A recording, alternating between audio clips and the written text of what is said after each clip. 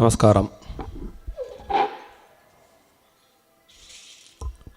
அனைவருக்கும் இனிய வைகுண்ட ஏகாதசி நல்வாழ்த்துக்கள். ஸ்ரீவத்சத்தில் நடக்கக்கூடிய நிகழ்ச்சிகளோட வைபவங்களை பேசிகிட்டு இருக்கோம்னா அது நாள் பூராம் பேசிகிட்டே இருக்கலாம். நிறைய பேர், உங்களில் நிறைய பேர் நீங்களே சொன்ன மாதிரி சாட்சாத் பூலோக வைகுண்டமே ஸ்ரீவத்சம்தான் அப்படிங்கிறத காலங்காத்தால் ஆண்டாள் பாடின மாதிரி இந்த மார்கழி மாதத்தில் சித்தஞ்சிறுகாலே வந்துன்னை சேவித்தேன்னு ஆண்டாள் எப்படி பக்தியோடு நினச்சிக்கிண்டு பாடினாலோ அப்படி நீங்கள் எல்லாம் காலங்காத்தால் இந்த மார்கழி மாதம் 30 நாளும் அவ்வளோ சிறந்த பக்தியோட திருப்பாவையும் பாடிக்கொண்டு பெருமாளை சேவிக்கக்கூடிய இந்த காட்சி சாட்சாத் வைகுண்டத்திலே காண கிடைக்கக்கூடிய காட்சி என்று கூறினால் அது சற்றும் மிகையான கூற்றாக இருக்க முடியாது. டெய்லியே 30 நாளும் இங்கே வைகுண்ட ஏகாதசி என்றாலே இந்தியா பூராவுமே ஒரு ஏற்றம்தான். மார்கழி மாதத்தில் பஜனை பாடிக்கொண்டு பெருமாளை வணங்குவது இயல்புதான். ஆனால் தமிழகத்திலே இந்த மார்கழி மாதத்திற்கு மீண்டும் ஒரு தனித்துவமான ஏற்றம். காரணம் ஆண்டாள் பாடிய திருப்பாவை. 30 நாளைக்கும் 30 பாட்டுக்கள். அதனால் தமிழ்நாட்டில் இந்த தனுர் மாத பூஜை என்பது மிகவும் சிறந்தது. காலம்பரை இன்றைக்கி பெருமாளை தரிசனம் பண்ணிட்டோ ஆண்டாளை தரிசனம் பண்ணி ஆண்டாளுக்கே உரிய சிறப்பென்ன சூடி கொடுத்த சுடற்கொடி. 30 நாள் இங்கே இந்த மாலை மாற்ற வைபவம் ஸ்ரீவத்சத்திலே நடைபெற்று கொண்டிருக்கிறது அப்படிங்கிறது கூடுதல் சிறப்பு. இப்படிலாம் பக்த மகாஜனங்கள் இருந்தால் பெருமாள் இந்த இடத்த விட்டு நகரவே மாட்டார். அவர் என்ன, அது ரொம்ப தெளிவாக வெள்ளிடை மலை போல் அற்புதமாக இங்கே நாம் அனுதினமும் அனுபவித்து கொண்டிருக்கிறோம். ஸோ ஸ்ரீவத்சம் தொடங்கிய காலையிலிருந்தே ஒவ்வொரு வருடமும் இந்த வைகுண்ட ஏகாதசி உற்சவமானது ஸ்ரீரங்கத்தில் எப்படி நடைபெறுமோ அதற்கு இணையாகவே இங்கு சொர்க்கவாசல் திறப்பு நிகழ்ச்சியுடன் பிரத்யேகமாக ஸ்ரீவத்சவாசிகளால் அற்புதமாக கொண்டாடப்பட்டு கொண்டிருக்கிறது. இந்த ஏகாதசி அப்படிங்கிற ஒரு விஷயம் ஸ்ரீ அண்ணாவை இந்த இடத்துல நான் ஸ்மரிச்சுக்கிறேன். இந்த ஏகாதசி பற்றி அவ்வளோ விஷயங்கள் சொல்வார். ஒவ்வொரு மாதமும் பரனூரிலே இந்த ஏகாதசி உற்சவம் அப்படி கோலாகலமாக இன்றளவும் கொண்டாடப்பட்டு கொண்டிருக்கிறது. இந்த ஏகாதசி உற்சவத்தை பற்றி இது அடிப்படையில் ஒரு உபவாசம். ஆனால் பக்தர்கள் அதை ஒரு உற்சவமாகவே கொண்டாட ஆரம்பிச்சிட்டா. இந்த உபவாசம் அப்படிங்கிற ஒரு விஷயம் நம் வாழ்வியலில் மிகவும் முக்கியமான ஒரு அங்கம். உபவாசம் என்ற ஒரு சொல்லை நாம் பதம் பிரித்து பார்த்தால் அருகே இருத்தல். எதற்கருகில் இருத்தல்? நாம் வேகமாக ஓடிக்கொண்டிருக்கும் இந்த உலகத்திலே இயல்பாக மனம் புறவயப்பட்டு தன்னை அறிய முற்படாமல் புற உலகத்தை தொடர்ந்து ஈடுபட்டு தன்னை மறந்து விடுவதால் தன்னை அறிவதற்கான ஒரு உபாயமாக பெரியவர்களால் நமக்கு வழங்கப்பட்ட ஒரு பெரிய ஆசீர்வாதமே இந்த உபவாசம். ஏகாதேசி விரதம் ஒரு காலத்தில் எப்படி கடைப்பிடிக்கப்பட்டதுன்னா, கிட்டத்தட்ட 3 நாட்கள் ஏகாதேசி விரதம் அப்படிங்கிறது. தசமி அன்னைக்கு சங்கல்பம், ஏகாதேசி அன்னைக்கு பூரண உபவாசம், துவாதேசி அன்னைக்கு இரவு உணவு தவிர்த்து அந்த விரதம் முடித்து வைக்கப்படும். ஸோ ஒவ்வொரு மாதத்திலும் பல்வேறு விதமான விரதங்கள் வந்தாலும் ஒவ்வொரு மாதமும் 2 முறை ஏகாதசி வரும். அமாவாசை கழிந்த 11வது நாள் சுக்லபட்ச ஏகாதசி, பௌர்ணமி கழிந்த 11வது நாள் கிருஷ்ணபட்ச ஏகாதசி அப்படின்னு 12 × 2 24 ஏகாதசிகள். ஒரு சில வருடங்களில் ஒரு ஏகாதசி கூடுதலாக வரும். இப்போ இந்த 25 ஏகாதசிகளுக்கு ஒருவன் இப்போ சொன்ன மாதிரி ஒரு விரதம் இருந்தால் அவனுடைய உடல் மனம் எப்படி தூய்மை அடையும்?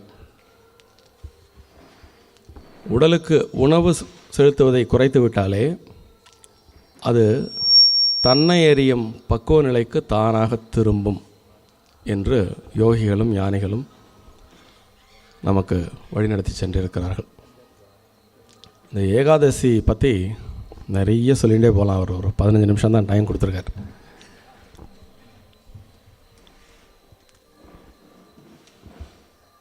உங்களுக்கெல்லாம் தெரியும், நம்முடைய சனாதன தர்மத்தின் ஒவ்வொரு கூறுகளும்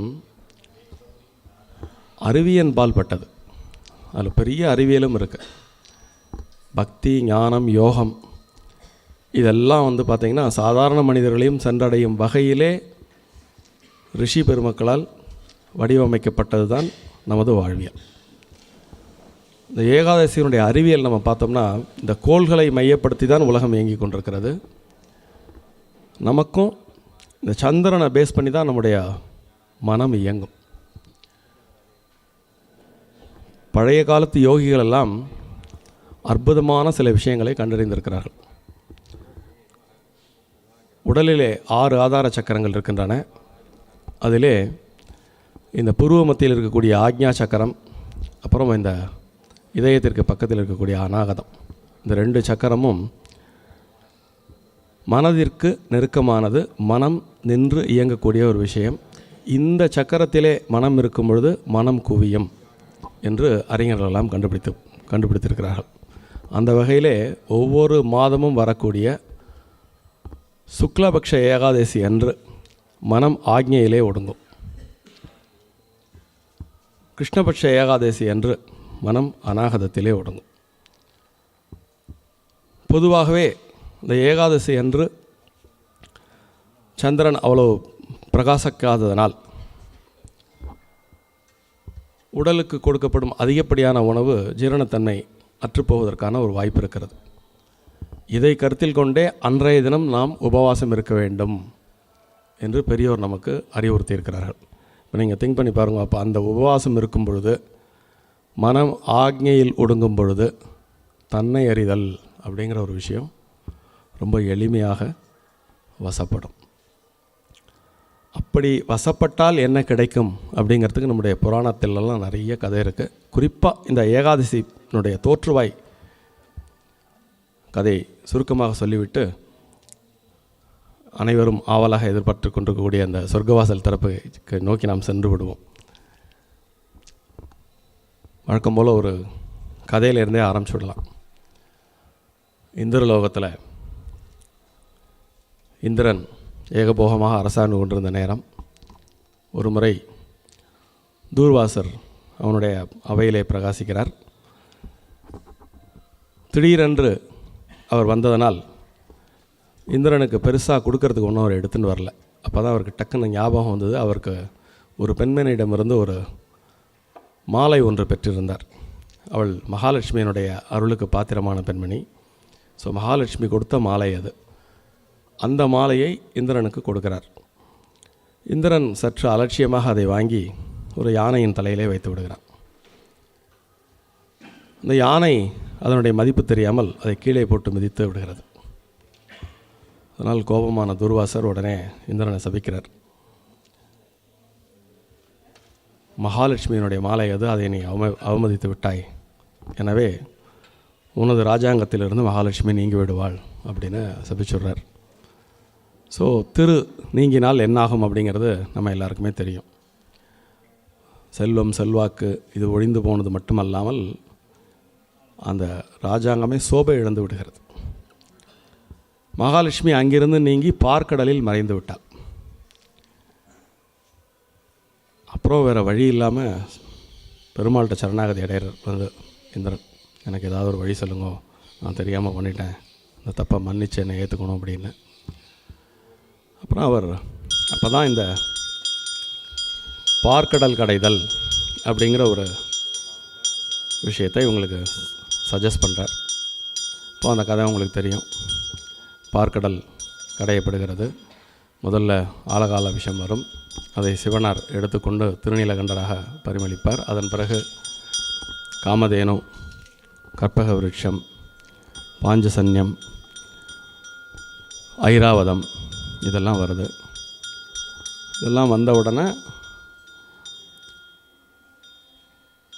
அதெல்லாம் தேவர்களுக்கு மகாவிஷ்ணு மோகினி அவதாரம் எடுத்து அசுரர்கள் நீங்கி தேவர்களுக்கு இதெல்லாம் கொடுக்குறாங்க. உடனே பின்னாடி ஹிரண்யவர்ணத்தோட மகாலட்சுமி வந்து சேர்ந்து விடுகிறார். இது நிகழ்ந்த தினம் ஏகாதசி. அதே மாதிரி மகாபாரதத்தில் அர்ஜுனனுக்கு பகவத்கீதை உபதேசம் செய்யப்பட்ட அந்த நாள் வைகுண்ட ஏகாதசி. அதனால் இன்றைக்கி வந்து கீதா ஜெயந்தி என்றே வடநாட்டிலெல்லாம் சற்று ஏற்றம் பட்டு கொண்டாடப்படுவது ஒரு வழக்கம். இப்படி ஏகாதசி விரதம் இருந்தால், இப்போ நம்ம கொஞ்ச நாளைக்கு முந்தி இங்கே சுதர்சன ஹோமம் நடந்தது. சுதர்சன சக்கரத்தினுடைய பவர் பற்றி நாம் சற்று சிந்தித்தோம். அம்பரீஷ மகாராஜாவுடைய ஒரு சரித்திரம் இதுக்கு மிகப்பெரிய எடுத்துக்காட்டு. அவர் ஒரு வருடத்தில் வரக்கூடிய அத்தனை ஏகாதசியிலும் விரதம் இருப்பவர். அப்படி ஒரு விரதம் இருக்கும் காலையில் இதே தூர்வாசர் அவருடைய அவைக்கு எழுந்தருளுகிறார். அப்போது அவர் விரதம் முடிப்பதற்கு முன்பு விருந்தாளி வந்திருக்கிறதுனால அவருக்கு உபசரிச்சுட்டு அவரோட இணைஞ்சு சாப்பிடணும் அப்படின்னு அவரை விண்ணப்பிக்கும்பொழுது அவர் நான் போய் குளிச்சுட்டு வரேன் அப்படின்ட்டு ஆத்தங்கரைக்கு போகிறார். நேரம் ஆகிட்டே இருக்குது. அம்பரீஷ மகாராஜா வந்து அந்த விரதம் முடிக்க வேண்டிய நேரத்தில் முடிக்காமல் போயாச்சுனாக்கா விரதத்துக்கு பலன் இல்லாமல் போயிடும். அதனால் அந்த நேரம் தப்பி போகிறதே அப்படின்ட்டு சாஸ்திரிகளெல்லாம் கேட்குறார், என்ன பண்ணலாம் அப்படின்னு. விருந்தாளியை விட்டுட்டும் நான் விரதத்தை பூர்த்தி பண்ண முடியாது, விரதத்தை பூர்த்தி பண்ணாமலும் இருக்க முடியாது, அப்படி ஒரு இக்கட்டான சூழ்நிலை இருக்கே, என்ன பண்ணுறதுன்னு தன்னுடைய ஆச்சாரியர்களை கேட்கும்பொழுது அவள் சொல்கிறா, கொஞ்சோண்டு நீர் பருகு அதற்கு ஒன்றும் தோஷமில்லை, உணவு எடுத்துவதற்கு இணையாக அது வராது, அதே சமயத்தில் அந்த கொஞ்சோண்டு தண்ணி குடிக்கிறதுனால விரதமும் பூர்த்தியாகும் அப்படின்னு சொன்ன உடனே அதை கேட்டுவிட்டு அவர் கொஞ்சோண்டு நீர் பருகுகிறார். கரெக்டாக அவர் நீர் பருகி முடிக்கும்போது தூர்வாசர் உள்ளே வந்துடுறார். வந்த உடனே அவருக்கு ஞான திருஷ்டியில் பார்த்துட்டு, உனக்கு என்ன அப்படி பொறுக்க முடியாமல் போயிட்டுதா, நான் வர்ற வரைக்கும் அவனால் வெயிட் பண்ண முடியாதா அப்படின்ட்டு சபிச்சுடுறார். எப்படி சபிக்கிறார்னா, தன்னுடைய தலையிலிருந்து ஒரு முடியை கீழே எடுத்து போட்டு அதுக்கு ஒரு ஆவாகனம் பண்ணி இவர் மேலே ஏவறார், இவரை அழிக்கிறதுக்கு.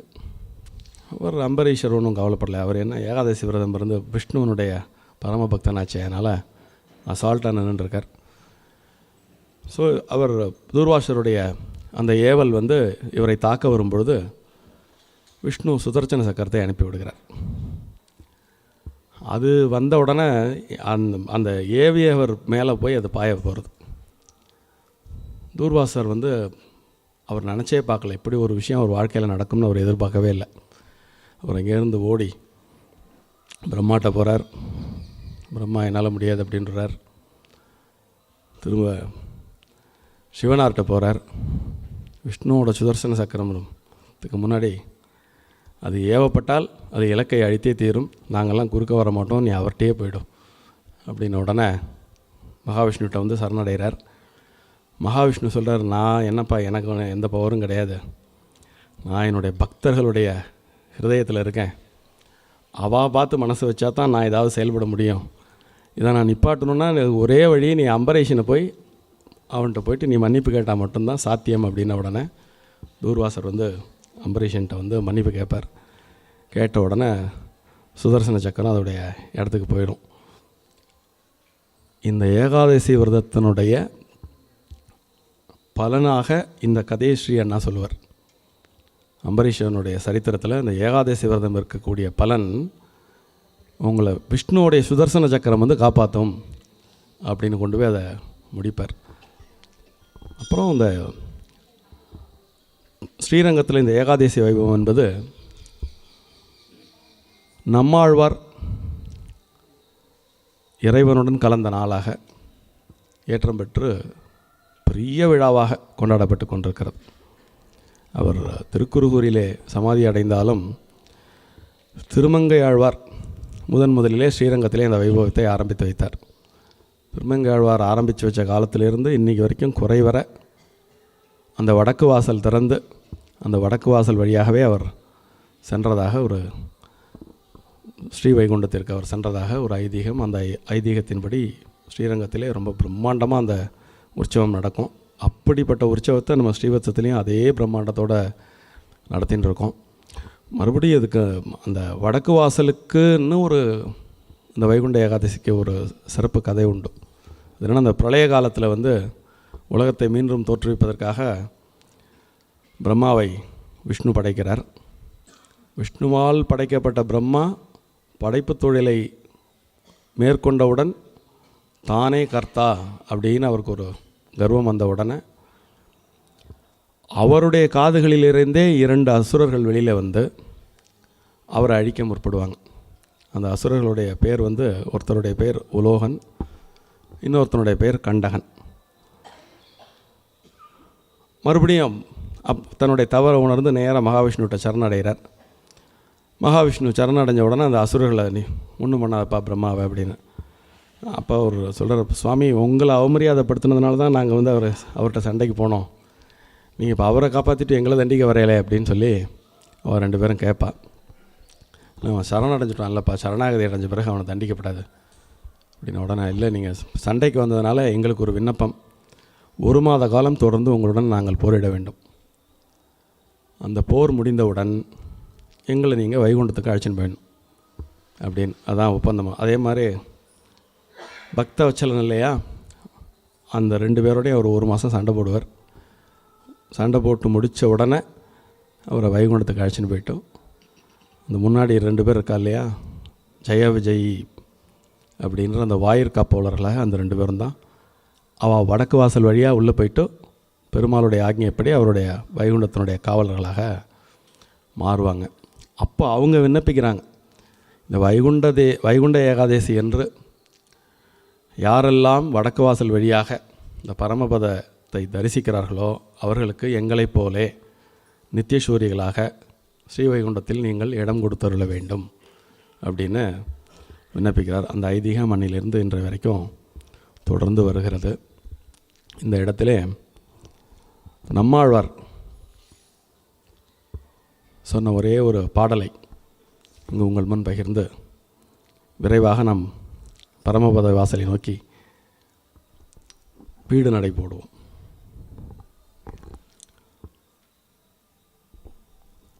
யானே என்னை அறியகலாதே, யானே எந்தனது என்று இருந்தேன், யானே நீ என் உடமையும் நீயே, வானே ஏத்து எம் வானமரேரே அப்படின்னு ஒரு 4 வரியில் பெருமாளுக்கும் அவருக்குமான அந்த உறவை, பெருமாளுக்கும் ஒவ்வொருவருக்குமான உறவை, நாம் எதை கை கொண்டால் பெருமாளை இப்படி அடையலாம் அப்படிங்கிறத சைவத்தில் உள்ள திருமூலர் மாதிரி வைணவத்தில் உள்ள நம்மாழ்வார் இந்த 4 வரியில் சொல்லியிருக்கிறார். நான் யானே என்னை அறியகலாதே, என்னை எனக்கு தெரிஞ்சிக்க முடியல, யானே எந்தனது என்றிருந்தேன், நான் தான் என்னோடது தான் அப்படின்னு இருந்தேன். ஆனால் ஒரு காலத்தில் எனக்கு தெரிஞ்சது யானே நீ, நீ வேற நான் வேற இல்லை, என் உடைமையும் நீயே. இந்த இடத்துல என்ன சொல்கிறார்? பெருமாளை நீ என்னோட சொத்து அப்படிங்கிறார். அதுக்கப்புறம் என்ன? வானே ஏத்து, வைகுண்டத்துக்கு எங்களை ஏத்து. இந்த இடத்துல யான் எனதுன்னு சொன்னவர் எம் வானமரேரே அப்படின்னு சொல்லி முடிப்பார். அது மாதிரி இந்த வானே ஏத்துன்னு நம்மாழ்வார் சொல்லி வைகுண்டம் புகுந்த போல் நாம் அனைவரும் இப்பொழுது பரமபதத்தை தரிசித்து அப்போதைக்கு இப்போதே சொல்லி வைத்து வைகுண்டத்தில் ஒரு இடத்த இன்றைக்கி நம்ம ரிசர்வ் பண்ணிப்போம். இந்த அருமையான வைகுண்ட ஏகாதசி தினத்தன்று உங்களுடன் சற்று ஏகாதசி பற்றி, வைகுண்ட ஏகாதசி பற்றி சிந்திக்க கிடைத்த வாய்ப்பை பெருவாய்ப்பாக எண்ணி மகிழ்ந்து நன்றி கூறி அமைகிறேன். நன்றி.